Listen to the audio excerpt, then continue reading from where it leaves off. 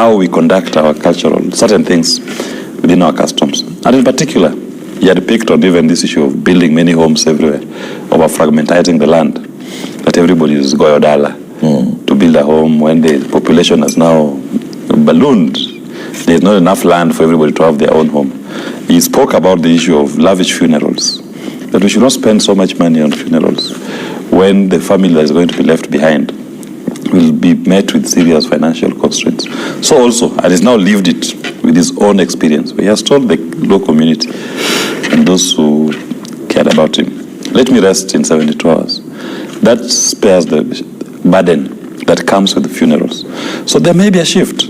I mean, now this is the second prominent Luo who is being buried in under 72 hours. That's now Raila and General Ogola. So you'll see a mind shift. The other people will emulate what these gallant sons were trying to show us, that we can actually do certain things without compromising on our culture, but in a way that does not compromise on the realities that the people are going through. So he's lived by example. And now Baba is here. Yeah. Baba is going home, but Baba will always live within us. The king is dead. Yeah.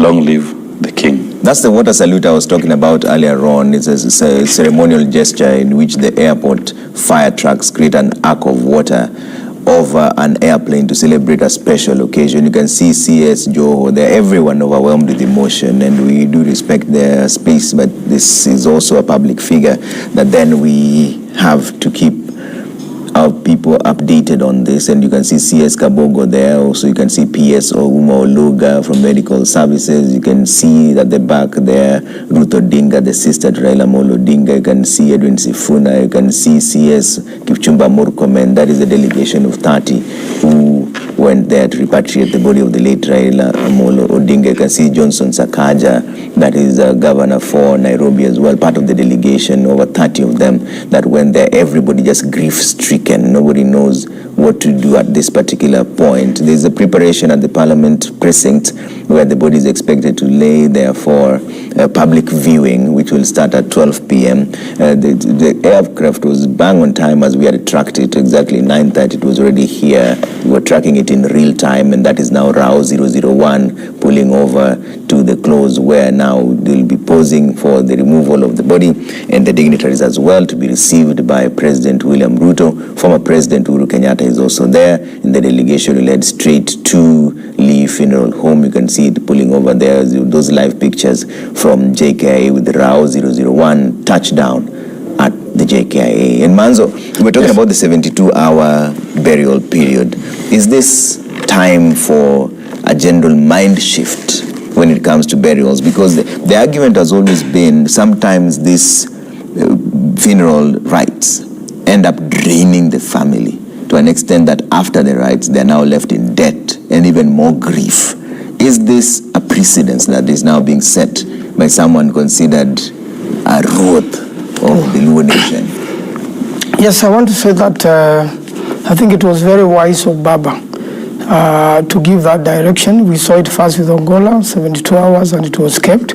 This one, because the death has occurred outside the country, probably time will start running now, and it also coincides with the Heroes' Day, October 20th, Mashujaa Day, and he will be buried as a Shujaa because his interment is on the same day. And I think owing to what has been happening in the past, somebody passes on and it takes 10 days, 2 weeks to rest that person. If you look at the other cultures, Islamic culture is immediate, and it really saves in so many things and brings a closure.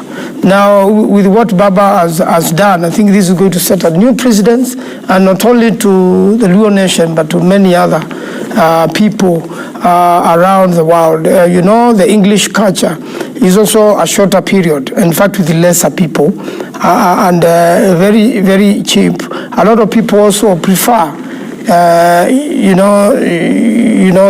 the cremation, and that has happened across many cultures. Cremation is not really an African culture, although it's coming in, and cremation also brings a closure within a short time, as soon as the family agrees to do cremation, although they keep the ashes as a memory. So I think now a new precedent is set. Should it not just be followed by the Luo nation, it should be followed by as many other communities as possible to reduce the expenses and to bring a closure. And I'm happy Baba has directed this himself, and everybody's making an effort to follow Baba's directions, and I believe many other families should copy this culture so that things can be brought to closure as quickly as possible and the reality sinks. My really condolences to the family, to friends, to Kenyans. Everybody is grieving, including myself. We all miss Baba. Previously, it was Baba while you are away. Now that reality has come back. While he was away, he's passed on, and Kenya has really changed. His life has changed Kenyans from when he joined politics to today, and we're going to have a new Kenya without Baba, and we hope that a lot of things Baba had said as presidents and had given directions will follow, and those directions will be followed as his wishes, so that we can have a better Kenya. Yeah, Willis, how do you shape that new Kenya that Manzo is talking about at a time when you can see from your live pictures there from JKIA that the body of the late former Prime Minister Raila Odinga is just about to be removed from the RAU 001 and put onto the gun carriage, where the procession will now make its way to the Leafing Road home. We'll keep those pictures there so that you see what's happening in real time at the JKIA. But how do you move forward and build that new Kenya? We can build the new Kenya when now we all aspire to do that which Raila Odinga taught us. And that is fight for the common good, not individual interest. And having lived his whole life fighting for the common good, and for me the success of it is that Raila Odinga did not die on the trenches. He actually lived a full life that we can celebrate. 8 years, that's a good life, and we must celebrate. 8 years of strong, solid impact on democratization of a nation. That we celebrate. So the challenge now is for those of us who are left behind. How do we chaperone a new republic that maintains the ideals for which Raila Odinga fought? Some of those ideals are premised more on human dignity, a just society, a fair society that serves all humans. So anybody who claims or who admires the legacy of Raila Odinga, you have an individual responsibility to be a little Raila in your own respective space and do that which will make Raila Odinga proud. And part of it will be, how do you agitate, how do you, if you're in public office, how do you carry out yourself in a way that satisfies or addresses the concerns of the common good? That to me is the challenge that I make to all Kenyans. If all of us can become little Railas, Raila may be dead, but Raila lives in all of us. We just have a duty to bring out that little Raila who lives in all of us, in all our interactions, in all our agitations, in all our service to our fellow human beings.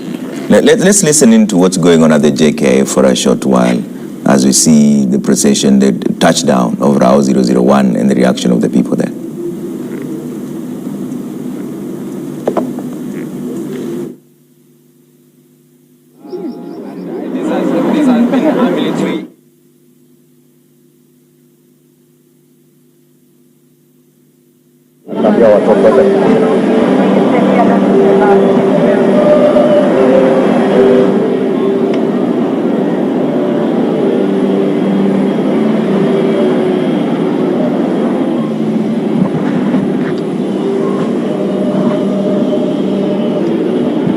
Mic check, mic check, mic check, 1, 2, 3, mic check, 1, 2, 3, mic check.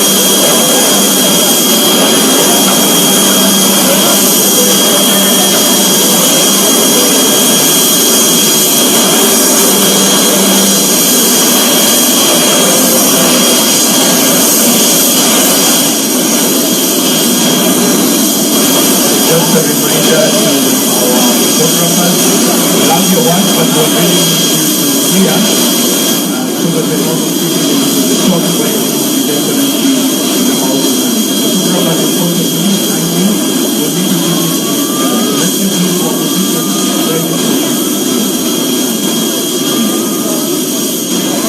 and for the benefit of those who may have joined us just now, what we're reading for now is just drafting and briefing briefing of the casket that bears the name Right Honorable Raila Odinga. So that's what we're waiting for right now. We're ready, and as soon as it disembarks from the aircraft, we'll then have the national anthem played. We will, and as soon as it gets to the front here, again we'll have the national anthem, the East African anthem, to mark the official arrival of the late Right Honorable Raila Odinga, after which we'll have prayers before we progress with the rest of the program. We don't expect it to be a very long program. That generally is the run-through of the event. After the we'll have the casket wheeled out. At the point it touches down on Kenyan soil, we'll have the national anthem. Then will be wheeled past the parade, where we'll also have the anthem again, together with the two anthems, the Kenyan anthem and the East African anthem, after which we'll have a prayer.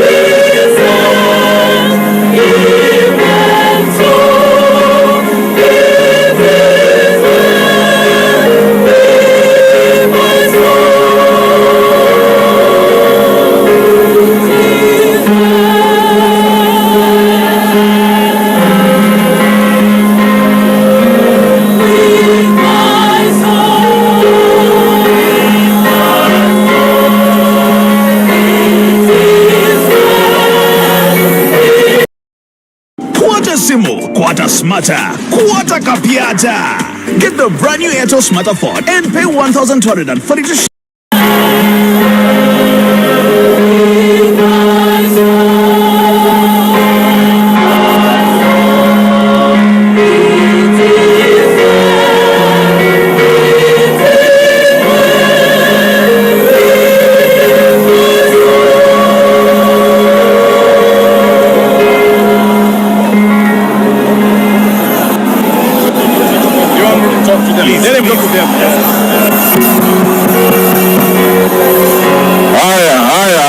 ODM, wana ODM, tafadhalini, tafadhalini, wana ODM, tafadhalini, tafadhalini, tafadhalini, ngojeni, tafadhalini, wacha tumalize hii, ngojeni tumalize hii, tafadhalini, tafadhalini.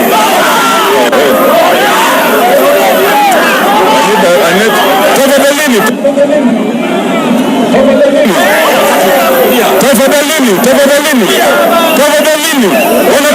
dakika moja, wacha watoe dakika moja.